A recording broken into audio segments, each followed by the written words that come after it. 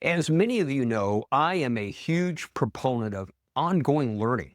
In fact, my sons will tell you, I ask them continually, what did you learn today? The point of pushing ourselves and learning is we're building a knowledge bank the Holy Spirit can draw on, that the Holy Spirit can point us to, draw our attention to ideas, innovation, strategies that can transform our approach in business, ministry, relationships, things that can take us to a whole nother level. And to the good, we live in a time when we have almost unlimited access to information, but we're also bombarded by so-called gurus. So how do you filter between what's compelling and is actually constructive? And I'll give you a great example. I have a friend who is in the process of reinventing himself, and he actually has a lot to offer. He's finding his voice, but he's also trying to work out how to get his message out there and get it received. Now, before we go any further, while this episode may seem like it's focused on business leaders and kingdom entrepreneurs, don't miss out that understanding the difference between transactional relationships and trust relationships should be fundamental. It needs to transform all of our thinking, all of our approaches to every aspect of life. Transactional relationships aren't by nature bad, but only real trust relationships build influence. Only through those trust relationships can you truly be a person of influence. But back to our friend. So he is trying to work out how to get his message out there and get it received. And again, he is bombarded by gurus with gimmicks to get attention, sales funnel to take that attention to transactions to generate revenue. And again, much of it is very compelling. It's so powerful that it seems like if you don't use that strategy, you're doomed to fail, that you're going to miss out. But the challenge becomes not being sucked into it because it is so compelling, but again, recognizing what kind of relationship does this produce? And as I said, transactional relationships aren't by nature bad things. We're all involved with them on an ongoing basis. But transactional relationships have automatic built-in limitations. Transactional relationships, while they may have a degree of loyalty, that loyalty is much more fragile. I'll give you a great example. The local coffee shop. They may know your name. They may know your favorite drink. There may be a degree of loyalty, but that loyalty has limits. Great example. My wife used to be a massive Starbucks fan. Now she really likes Costa, or if there's one around, especially if you in the UK, if you find one, go try Bewitched. They're amazing. My point is, transactional relationships are much more fluid. They're much more tenuous. Even when there's a degree of loyalty, it is more fragile. And when you're in transactional relationships, you're continually on that hamster wheel of performance. Your prior victories don't mean much.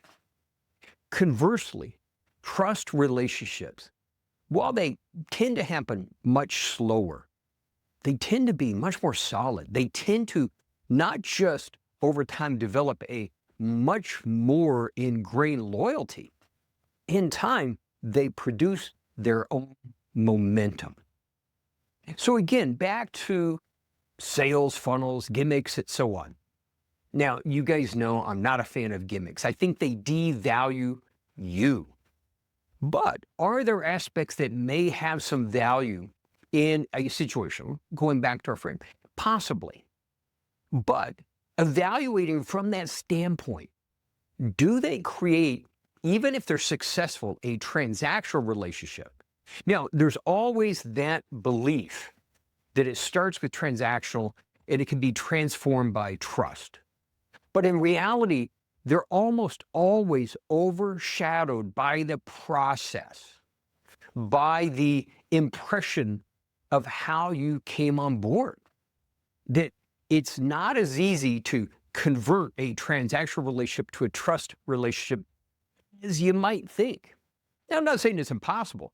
In fact, you should continually be looking to convert every relationship into a trust relationship. And primarily, you do that by what are you doing to benefit them? How are you serving them better? Great example. There is a very prestigious hotel chain. They have what's called the $500 rule, that in the event a customer is unhappy for any reason at all, that the staff has a $500 limit. They can, without any permission, any involvement from managers, work to resolve that issue. And as long as it costs less than $500, you don't need any managerial approval. Only when it exceeds that do you need to bring in your superiors. The point being is, show that customer you care, you're on top of it, and there's no delays. And you are in process, not just resolving issues, but you're taking that transactional relationship and more shifting it into the trust category. And that does highlight one issue, is when we make mistakes, because we will. With my last firm, we had an absolute rule for the staff. You make a mistake, bring it to us immediately. There are no consequences. Why? We all make mistakes. And the sooner we recognize it, the easier it is to resolve it. And what we found is when you proactively bring it to your client's attention that we were wrong, the vast majority of the time, they not just appreciate it, but again, it increased their loyalty because they knew we would continually work for their benefit. Now, the flip side of the rule with the staff was if you hide it, now then this isn't going to work out well, because typically when you hide it, all of the consequences are much worse. My point is this. We live at a time of increasing noise. While there is almost unlimited information out there, what of it is valid? How much of it is just narratives? How much of it is exploitation?